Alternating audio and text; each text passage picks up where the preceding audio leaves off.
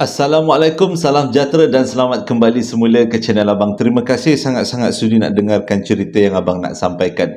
Hari ini Abang nak sampaikan satu lagi pengalaman yang luar biasa yang dihantarkan kepada Abang. Memang best ceritanya. Dan sewaktu Abang baca email ni, Abang betul-betul boleh merasai apa yang dirasakan. Jadi sebelum kita mulakan cerita, marilah kita sama-sama berdoa kepada Allah Ta'ala. Semoga Allah panjangkan umur, murahkan rezeki, berikan kesihatan yang baik untuk kita semua dan permudahkan segala urusan kita di dunia dan di akhirat. Semoga Allah memberikan syurga buat mak ayah kita, memberikan keamanan untuk kita satu dunia dan juga memberkati umur yang diberikan. Jadi tanpa membuang masa lagi, Abang akan mulakan cerita kali ini dengan A'udzubillahiminasyaitanirrajim. Bismillahirrahmanirrahim. Allahumma salli ala Sayyidina Muhammad wa ala alihi Sayyidina Muhammad. Cerita kali ini disampaikan oleh Ash. Ash pula bekerja dekat satu hospital. Tapi abang bila fikir-fikir balik, abang tak nak beritahu lah nama hospital ni. Sebabnya bila abang beritahu, hospital kerajaan tak banyak kan dekat Malaysia ni. Kalau abang sebut nama hospital ataupun abang sebut nama negeri, semua orang akan tahu hospital yang mana. Ash beritahu dekat abang jangan beritahu nama hospital sebab dia tak nak akan jadi fitnah ataupun jadi benda-benda yang tak baik di kemudian hari. Cumanya abang beritahu dia bekerja dekat satu hospital dan sebenarnya pada waktu ni sekarang masih lagi Ash bekerja dekat situ. Cumanya dia kata dia cuba tengah nak cari kerja lain. Ash datang daripada keluarga yang tak berapa nak senang. Dia pula pada waktu 2022 lebih kurang dia kena buang kerja sebabkan oleh PKP. Waktu tu kan memang banyak company-company tutup. Lepas tu orang terpaksa cari kerja lain untuk meneruskan hidup. Begitu juga dengan Ash. Walaupun pada waktu tu Ash adalah graduan daripada satu universiti, nak dapatkan kerja selepas masa PKP bukan satu benda yang senang sebenarnya. Jadi bila dia minta banyak tempat, minta, akhirnya dia dapatlah kerja dekat satu kawasan, dekat satu syarikat, bukan kawasan, dekat satu syarikat. Dan syarikat tu adalah syarikat yang menguruskan barang-barang buangan daripada hospital. Jadi boleh dikatakan Ash bukanlah bekerja sebagai orang yang mengutip barang-barang buangan tu, tapi dia bekerja sebagai management dekat company tu. Bila dapat kerja macam ni, memang bersyukur sangat-sangat lah. Dia kata tak ada benda yang lebih dia bersyukur sangat disebabkan oleh peluang pekerjaan yang diberikan. Sebelum abang lanjut kepada cerita, Ash ni beragama Kristian dan dia menetap dekat satu negeri. Okay. Dia kata mula-mula dia bekerja dekat situ, dapat peluang dekat situ, dia tak pernah pun terfikir yang akan berlaku benda-benda pelik. Sebabnya dia bukanlah orang yang penakut. Dia boleh dikatakan antara orang yang berani dalam keluarga dia. Walaupun banyak orang bercerita dekat hospital tu ada banyak cerita-cerita pelik-pelik, tapi dia tetap kena teguhkan keimanan dia untuk terus bekerja. Sebab mak dia sakit. Siapa lagi nak tolong mak selain daripada anak-anak? Terutama anak-anak lelaki lah kan. Jadi bila dapat peluang pekerjaan macam ni, tanpa buang masa, dia teruslah terima. Dia terima aja apa. Gaji je boleh katakan boleh tahan untuk permulaan. Dan dia kata itu adalah satu cabaran untuk dia untuk terus bekerja, dapatkan pengalaman. Hari pertama datang tak ada masalah. Semuanya okey. Nak jadi cerita, sebelum abang lanjut kepada cerita, abang kena cerita dulu ada beberapa bahagian. Ash ni bekerja dekat company yang menguruskan bahan-bahan buangan daripada hospital. Jadi benda-benda yang dibuang selalunya adalah berbentuk darah-darah, benda-benda lah macam jarum-jarum. Lepas tu pula dekat company dia ada dua department. Satu yang menguruskan bahan-bahan buangan, satu yang menguruskan barang-barang yang perlu dibakar. Yang macam contohnya cadar yang kena basuh semua. Itu satu department lain.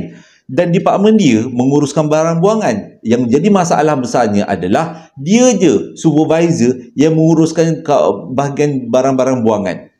Jadi dia kena pastikan barang-barang buangan dekat hospital tu diuruskan dengan baik dan dihapuskan, dilupuskan dengan cara membakar. Itu adalah tugasnya. Dan perlu dibuat secara tiap-tiap hari. Kerana tiap-tiap hari pasti akan ada barang buangan. Sama ada pampers, kadang-kadang yang paling teruk darah lah dia kata. Kadang-kadang darah tu ada dalam bekas dan kadang-kadang bekas tu tak diurus dengan baik. Darah tu tertumpah. Dia kata memang huru-hara. Dia punya office terletak dekat kawasan depan hospital. tapi ofis untuk menguruskan bahan-bahan buangan terletak di belakang hospital. Untuk pergi ke ofis kedua, dia perlu melalui 2 bilik mayat. Yang satunya bilik mayat lama, yang satu lagi bilik mayat baru. Bilik mayat lama ni memang dah lama kosong. Tak ada apa pun yang tinggal dekat situ. Semuanya orang guna bilik mayat baru. Cuma yang jadi masalahnya kalau dia nak ada urusan dekat ofis belakang, dia kena berjalan lebih kurang 10 minit dan perlu melalui bilik-bilik mayat. Itu jadi seramnya. Dan yang dia kata, pada waktu tu dia tak ada kereta. Jadi pergi kerja, balik kerja, dia minta kawan dia yang jemput, dan kawan dia akan upah lah tiap-tiap bulan. Itulah dia punya rutin harian dia. Nah, jadi cerita pada satu hari. Waktu tu baru 3 hari dia bekerja dekat hospital tu. Dengan kata lain dekat syarikat tu. Waktu tu tiba-tiba dekat hospital tu ada 2, kalau tak silap abang, 3 supervisor, termasuk dia, Ash. Lepas tu ada seorang lagi, Abang Nordin, yang keduanya Kak Laila. Waktu kejadian, Abang Nordin tu memang dah balik pukul 5. Dan Ash pula, selalunya dia kalau bekerja dekat tempat baru, dia suka buat OT tapi tak dibayar. Tujuannya adalah untuk dia belajar tentang company supaya pengurusan company itu lebih elok lagi di masa akan datang, sebab dia lah seorang-seorang yang menguruskan bahan buangan. Jadi pada satu hari itu, hari kejadian tu, dia memang bercadang untuk balik awal, lebih kurang pukul 5 macam tu dia dah balik. Office tu pula terletak dekat tingkat 2 dalam bangunan tu. Bangunan tu bukan bangunan hospital, dia terkeluar sikit pada bangunan hospital. Tapi walaupun macam tu, masih lagi ada dalam kawasan bangunan hospital. Waktu dia nak balik tu, dah ada 4:30 tu, dan memang dah bungkus-bungkus apa yang perlu. Tiba-tiba Kak Laila beritahu. Dia kata, "Dek, kau boleh kat teman akak. Akak ni sebenarnya kena buat kerja lebih. Sebab besok kita ada orang datang nak audit. Jadi akak kena sediakan dokumen-dokumen tertentu." Mula-mula Ash rasa macam berat hati nak pergi sebab nak teman akak tu, sebab dia kata dia baru lagi dekat sini. Dan pada malam tu sebenarnya dia ada temu janji dengan kawan-kawan yang lain sebab dah lama tak keluar sama kan, dia kata. Jadi mula-mula dia kata, alah kak, boleh tak malam ni tak? Malam lain boleh kak? Tapi akak tu, tolonglah dek, tolonglah teman akak. Sampai pukul 10 je dek. Pukul 10, pukul 11 kita balik. Tolonglah. Mula-mula tak nak, tapi dah lama-lama bila dah kena pujuk dengan Kak Laila, dia rasa lembut hatilah juga. Naklah, tak ada masalah. Jadi lebih kurang pukul 5 tu, Kak Laila beritahu akak nak pergi makan dulu, dia kata. Sebab kita nak buat kerja kan lepas ni, sampai dah pukul 10 malam. Jadi pukul 5, kejap lagi ni akak akan keluar daripada ofis. Jadi kau ni jangan lupa tau, jangan tinggal dekat ofis ni sorang-sorang. Dia kata, kau pergilah makan dulu ke, isi perut dulu ke, ataupun rega-regangkan badan dulu. Jadi bila dengar pesanan macam tu, Ash mengangguk je lah. Tapi dalam hati sebenarnya dia nak tidur je. Sebab sementara menunggu akak tu pergi makan dekat luar, balik rumah kejap, salin-salin baju semua, dia bercadang nak tidur. Dalam bilik tu pula ada aircon sedap, lepas tu ada pula sofa untuk dia baring-baring, luruskan badan. Jadi dia tak terfikir pun nak ikut rancangan akak tu untuk pergi cari makan dekat kafe-kafe berdekatan. Tak ada pun. Jadi bila dah sampai pukul 5, akak tu kata, akak balik dulu. Dan Ash kata, tak apalah, akak balik lah. Tapi selepas beberapa langkah, akak tu patah balik tau. Kak Laila tu patah balik, pergi dekat Ash. Dia sepaknya badan Ash. Dia cakap macam ni, akak dah pesan kan, kau tak boleh tinggal dalam ofis ni waktu ni. Akak akan balik semula ke ofis ni lebih kurang pukul 8 tau. Jadi daripada pukul 5, 6, 7, 8, lebih kurang 3 jam engkau sorang-sorang dekat ofis ni. Pergi keluar sekarang, pergi cari kelah kafe mana-mana, makan, tunggu sampai akak balik baru kau datang masuk ofis ni. Waktu tu Ash rasa macam, dah kenapa Kak Laila ni? Ada yang tak kena ke? Jadi dia rasa, dia tanyalah dengan akak tu, akak tak kasih saya tidur dekat ofis ni, rehat-rehat kat ofis ni? Sebenarnya ofis ni ada benda-benda yang pelik ke kak? Dia kata, tak ada, akak tak nak cerita. Akak tak nak cerita sekarang. Sebab sekarang ni tak sedap hati lah nak cerita, sebab kejap lagi pun kita nak buat kerja dalam ofis ni kan. Jadi nantilah tunggu lapang-lapang akak cerita. Tapi pastikan tahu, kau kena keluar daripada ofis ni. Tunggu sampai akak balik. Jadi akak tu pun keluar lah. Lepas dah pesan macam tu, akak tu keluar. Ash pula waktu tu dia memang malas nak keluar, dan dia rasa macam dia nak berehat je, nak baring je. Dan dia bukan orang yang penakut, dia orang yang berani. Tengah-tengah dia dah bersedia-sedia nak baring dekat sofa, Dia dengar ada tapak kaki naik daripada tingkat 1 naik ke tingkat 2. Rupanya Kak Laila lagi sekali. Kak Laila tu buka pintu. Engkau ni pekak ke apa?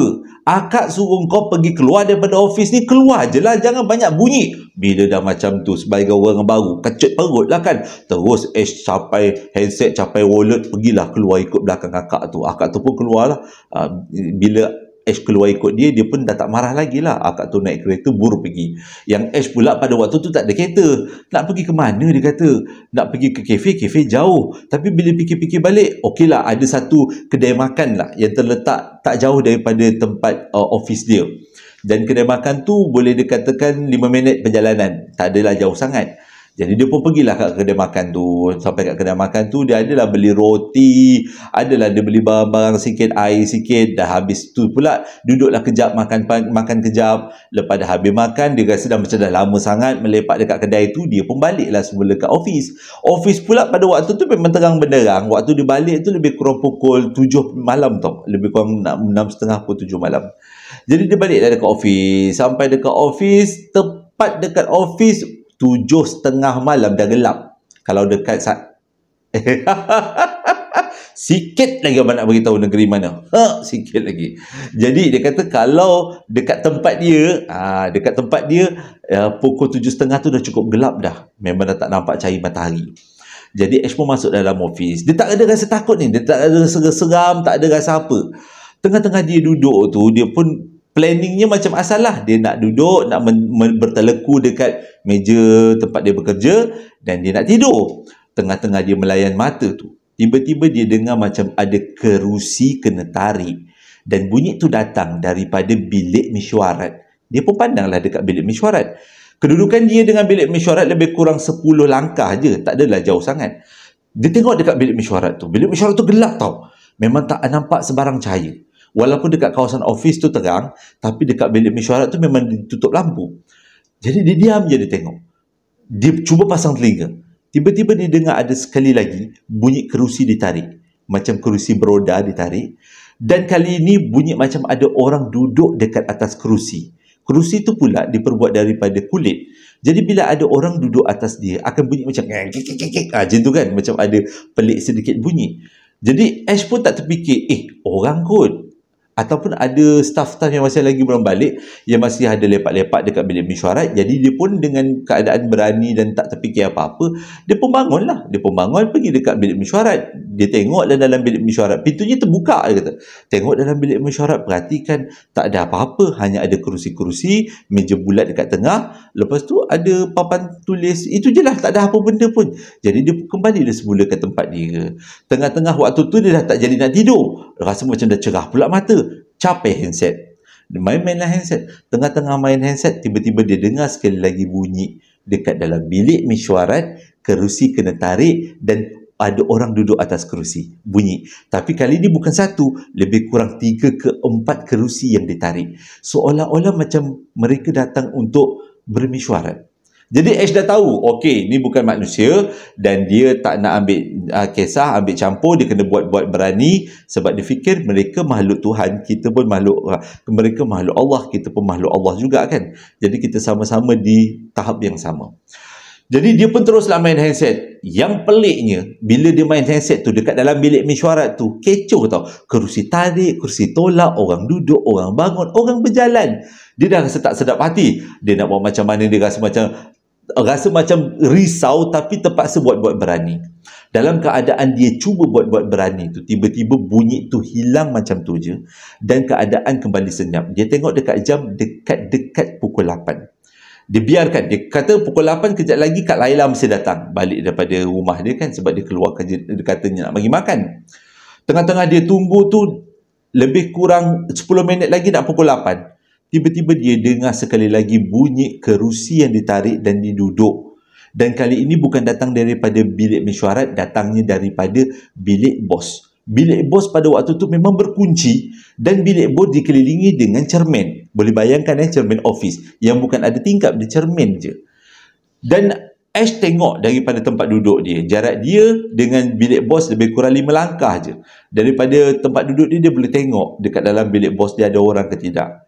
dan ada sesuatu suasana yang sangat menakjubkan, iaitu kerusi-kerusi dekat dalam bilik bos dia bergerak-gerak dan dengar bunyi tapak kaki, dan pada masa yang sama bunyi seperti kertas diangkat, diletakkan, direnyokkan, dan memang betul-betul benda tu berlaku dekat dalam bilik bos ni yang terkunci. Pada waktu tu, untuk menguatkan lagi yang benda tu bukan manusia, Ash buat satu tindakan yang cukup berani. Dia pergi bangun, dia tengok dekat kawasan bilik bos, walaupun dia tak nampak apa yang ada dekat dalam bilik bos tu, tapi dengan menggunakan tekup, boleh bayangkan dia tekuk macam ni muka dia untuk dapatkan sedikit cahaya, fokus, supaya dia boleh tengok dekat dalam bilik bos apa yang berlaku. Yang dia nampak adalah kerusi-kerusi yang bergerak, kertas-kertas yang bergerak, dan juga bunyi orang berjalan. Hai, lain macam kata Ash. Ini bukan benda yang biasa. Ini sangat luar biasa.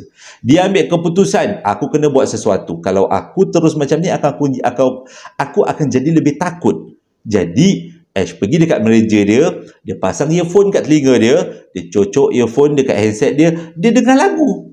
Tujuannya adalah untuk biarkan dia rasa berani dan tak menghiraukan apa-apa yang berlaku di sekitar dia.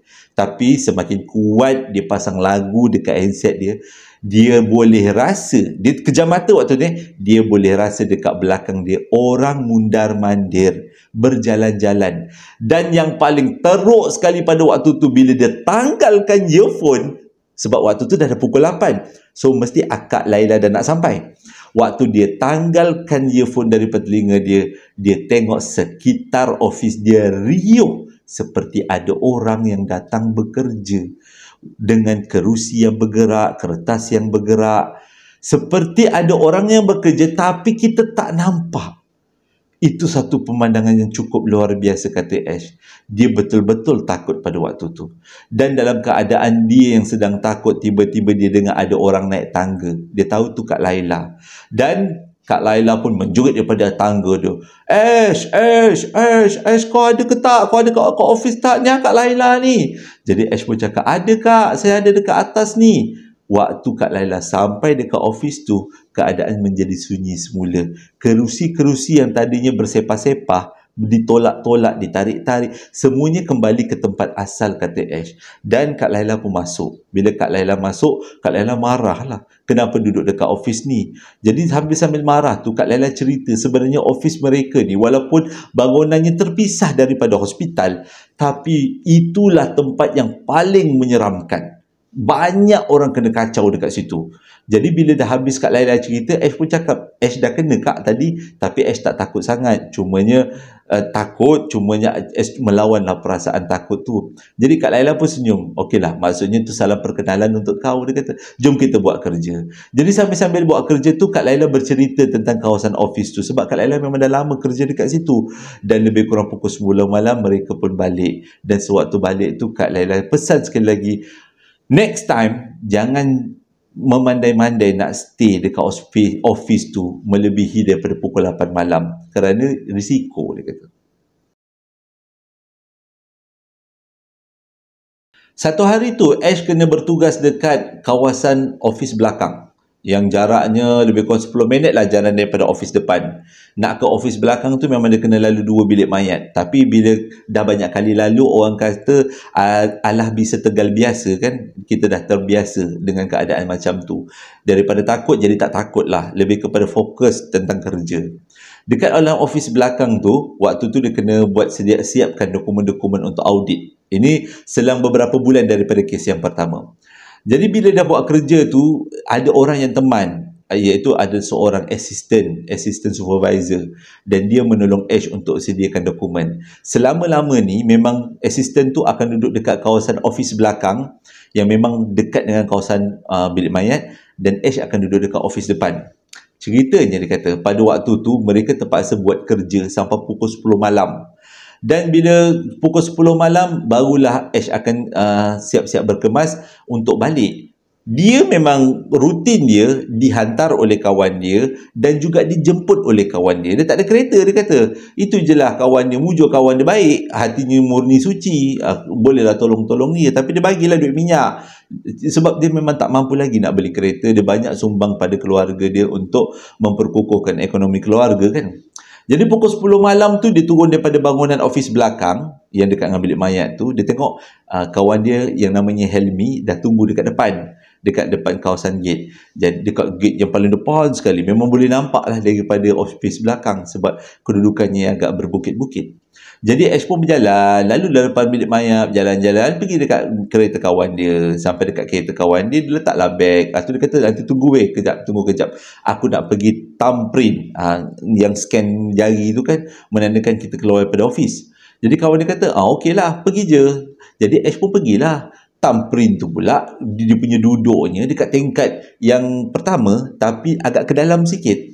Jadi Ash pun pergi dekat thumbprint tu. Mula-mula dia letak jari dia, tak dikesan.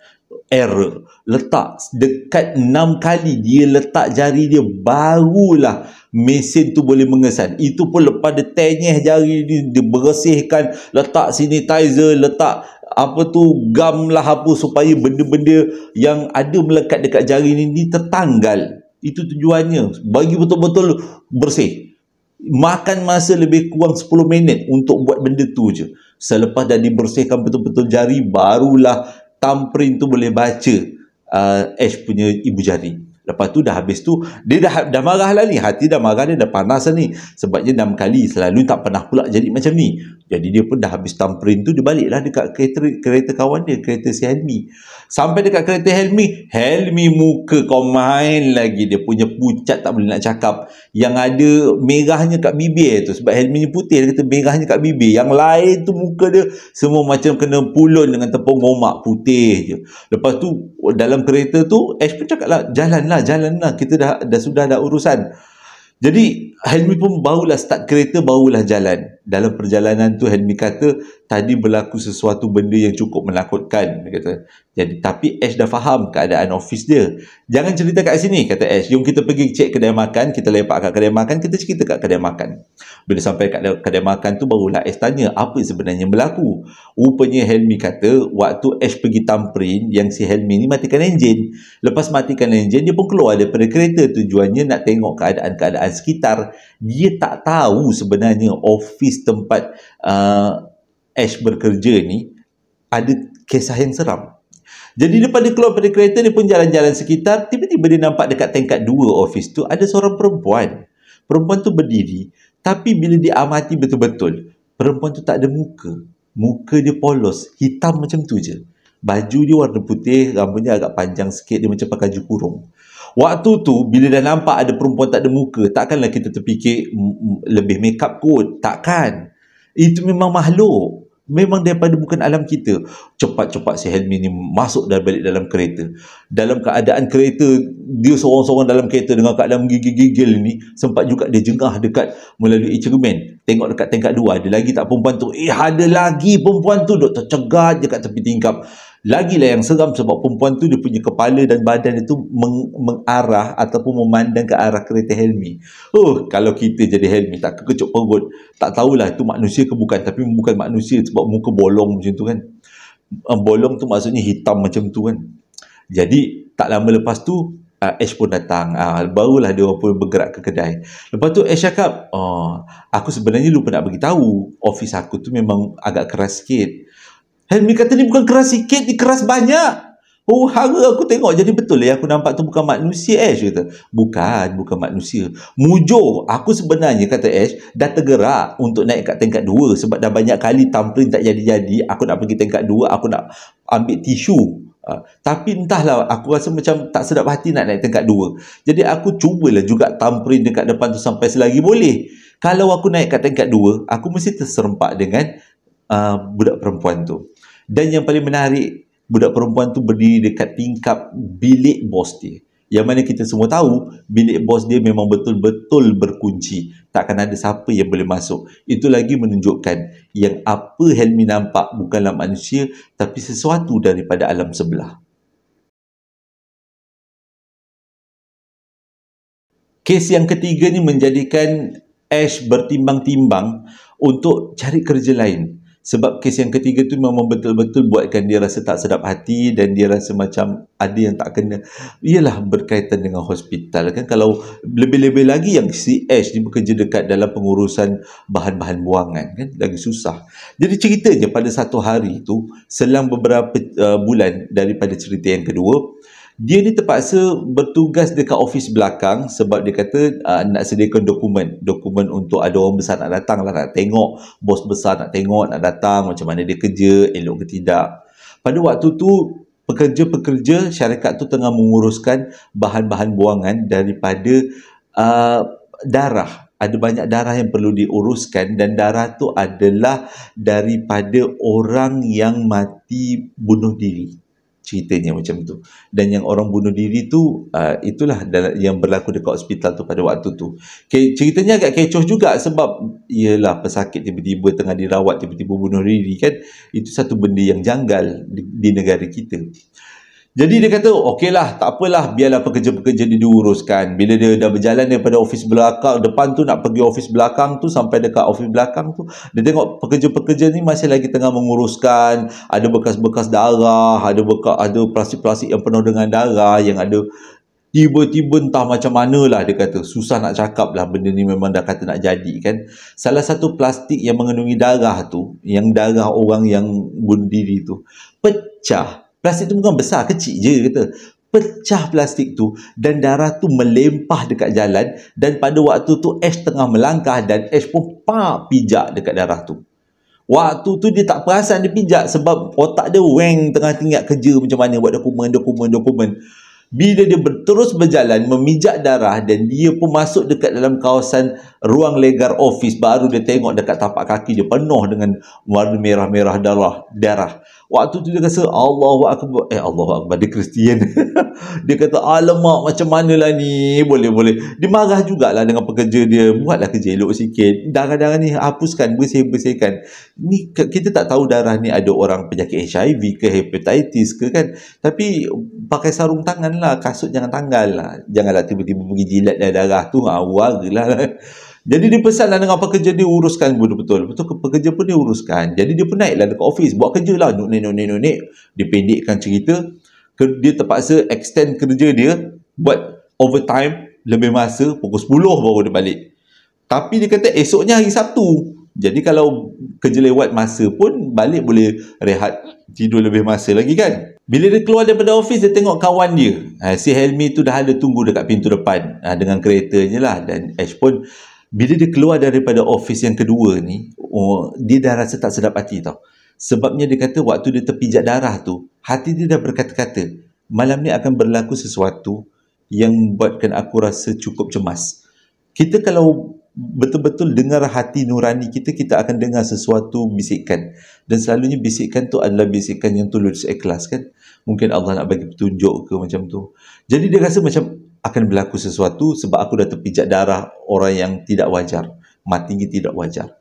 Dia masuk dalam kereta. Bila masuk dalam kereta, Helmi pun tak ada apa-apalah, okey je. Dalam perjalanan tu, nak dekat dengan rumah tu, hati dia makin rasa macam tak sedap. Jadi dia cakap dengan Helmi, boleh tak malam ni kau tidur rumah aku? Sebab besok kita cuti dan kita planning esok nak pergi mancing kan, kata. Jadi Helmi kata, ada benda yang tak kena ke? Kau rasa tiba-tiba seram ke? Apa benda ni tiba-tiba minta aku temankan, kata. Tolonglah, dia kata, jangan banyak bunyi. Aku minta kau tolong temankan dan aku harap sangat kau boleh temankan.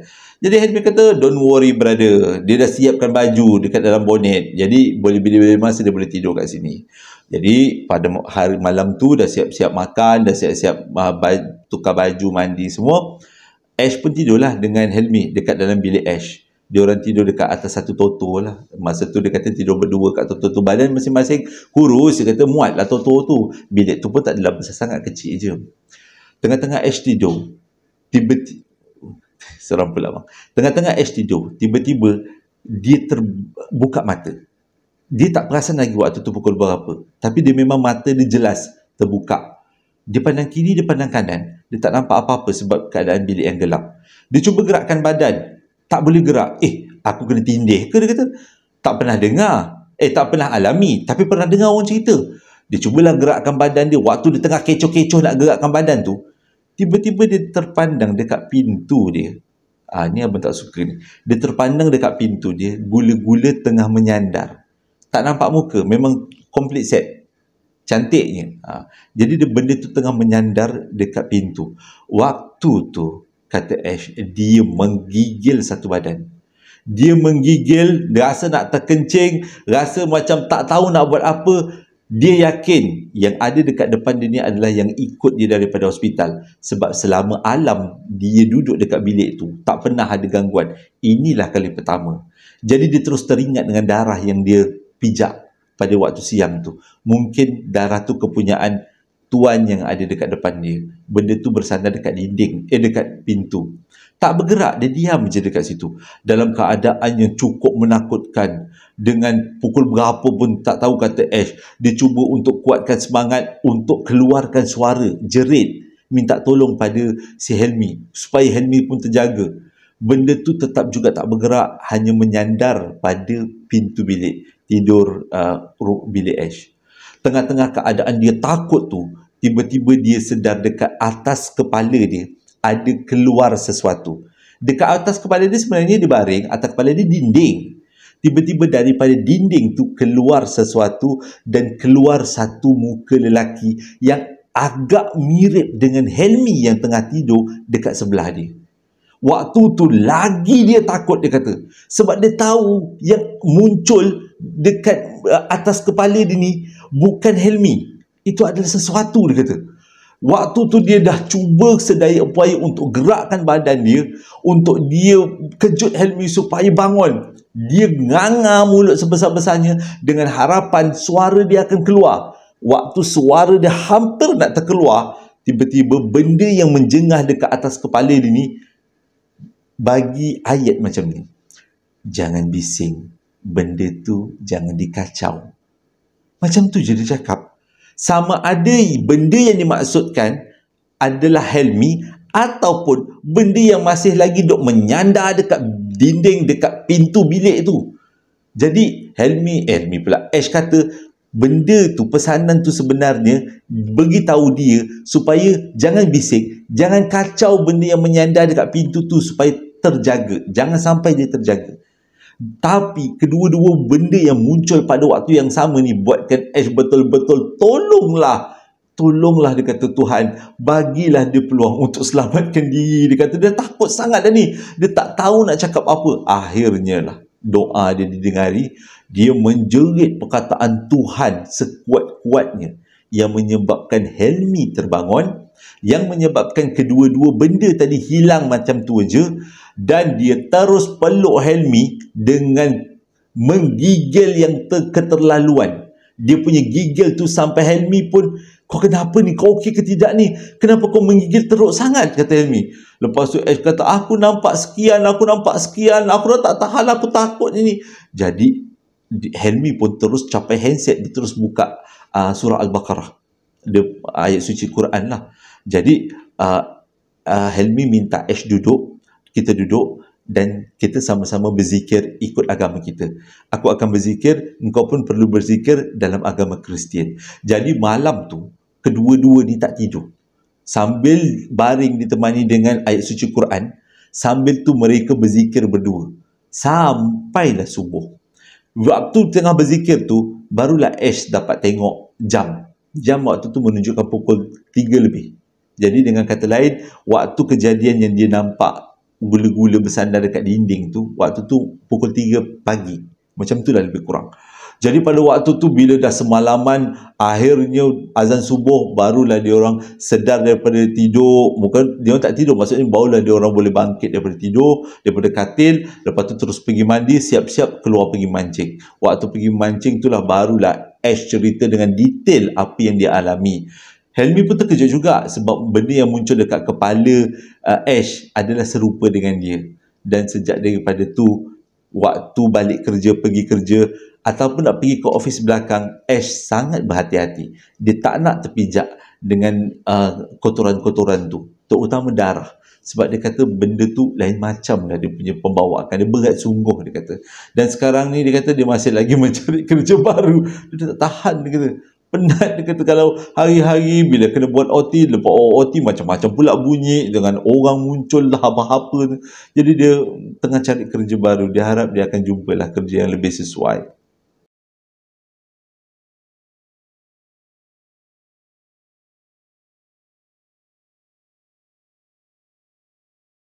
Terima kasih sangat-sangat sudah dengarkan cerita yang abang sampaikan. Pengalaman ni memang cukup luar biasa. Yalah, pengalaman-pengalaman yang salah macam ni kan bukan sebarang orang nak sampaikan. Kadang-kadang kita lebih suka simpan sendiri. Tapi ramai yang ceritakan pada abang dan abang cuba sampaikan untuk jadikan hiburan dan iktibar. Jadi sebelum macam biasa, sebelum abang habis, abang nak sampaikan beberapa lagi ucapan.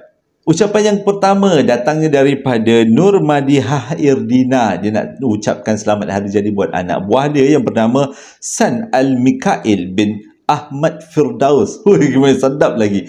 Sekali lagi abang sebut. San Al-Mikail bin Ahmad Firdaus. Ini adalah salah seorang anak buahnya yang mana hari jadinya jatuh pada 17 hari bulan 11 dengan ucapan selamat hari jadi buat anak buah yang tersayang. Semoga diberikan rahmat dunia dan di akhirat dan diberikan masa depan yang cukup cemerlang. Ucapan yang kedua datangnya daripada seorang ayah yang bernama Mirzu Jamal. Dia nak ucapkan selamat hari jadi buat anaknya yang bernama Muhammad Muammar Ad-Din. Yang mana hari jadinya jatuh pada 25 hari bulan 10 yang lepas. Walaupun dah lepas, dia tetap juga kasih seorang ayah kan nak sampaikan ucapan untuk anaknya. Semoga anaknya diberikan masa depan yang cemerlang, diberikan rezeki yang melimpah ruah dan dipermudahkan segala urusan. Ucapan yang seterusnya datang daripada seorang mami pula, seorang ibu yang bernama Nur Kalimah. Dia nak ucapkan selamat hari jadi buat anaknya yang bernama Dia Medina, yang mana hari jadinya jatuh pada 19 hari bulan 11, genap umur 6 tahun, dengan ucapan selamat hari jadi buat anak dia tersayang. Semoga Allah sentiasa merahmatimu, memberikan rezeki yang melimpah ruah dan dipermudahkan segala urusanmu. Daripada pihak JSPL, abang ucapkan selamat menyambut ulang tahun perkahwinan buat Abang Zul Hisham dan Kak Norita. Walaupun dia lagi muda daripada abang mungkin, tapi sebagai tanda menghormati satu sama lain. Selamat ulang tahun perkahwinan buat Zul Hisham dan Kak Norita, Abang Zul Hisham dan Kak Norita, yang mana tarikh perkahwinannya jatuh pada 11 hari bulan 11. Memang cantik tarikhnya, dan abang doakan semoga diberikan perkahwinan yang kekal hingga ke syurga, diberikan rezeki yang melimpah ruah dan kebahagiaan dalam berumah tangga.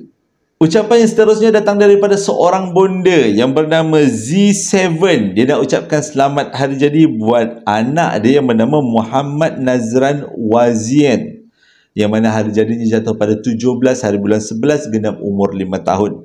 Dengan ucapan semoga anakku menjadi insan yang cemerlang dunia dan di akhirat. Semoga diberikan rezeki yang melimpah ruah dan dipermudahkan segala urusan dalam perjalanan.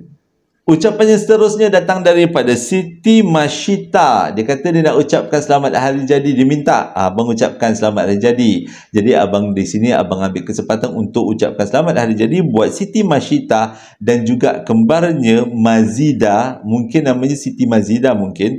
Jadi yang mana hari jadinya jatuh pada 18 hari bulan 11. Jadi buat Siti Mashita dan Siti Mazida, selamat hari jadi buat kalian berdua. Semoga panjang umur, murah rezeki, diberikan kesihatan yang baik dan dipermudahkan urusannya. Ucapan yang seterusnya datang daripada seorang anak. Dia nak ucapkan selamat hari jadi buat bondanya yang bernama Zahariah Muhammad Yusof, yang mana hari jadinya jatuh pada 15 hari bulan 11, genap umur 60 tahun. Dengan ucapan selamat hari jadi buat bonda tersayang. Semoga Allah sentiasa merahmati, memberikan rezeki yang melimpah ruah dan umur yang panjang. Dan yang terakhir daripada pihak JSPL, abang ucapkan selamat hari jadi buat Rabiatul Adawiyah binti Muhammad Rafi Yurnalis, yang mana hari jadinya jatuh pada 21 hari bulan 11. Hari ni lah kan. Dan genap umur 21 tahun. Jadi daripada pihak abang ucapkan selamat hari jadi. Semoga dipanjangkan umur, dimurahkan rezeki, diberikan kesihatan yang baik dan sentiasa dalam rahmat Allah. Terima kasih sangat-sangat sudah dengarkan cerita pengalaman yang luar biasa daripada Ash. Negeri mana abang tak boleh nak beritahu, tapi daripada dekat waktu cerita tu ramai mungkin dah boleh agak tentang dua bilik mayat, yang lama satu, yang baru satu. Lepas tu mungkin ada yang boleh agak waktu 7.30 dah gelap, negeri mana. Tapi tak boleh nak beritahu, sebab itu amanah. Hingga berjumpa lagi esok insya-Allah. Assalamualaikum warahmatullahi wabarakatuh.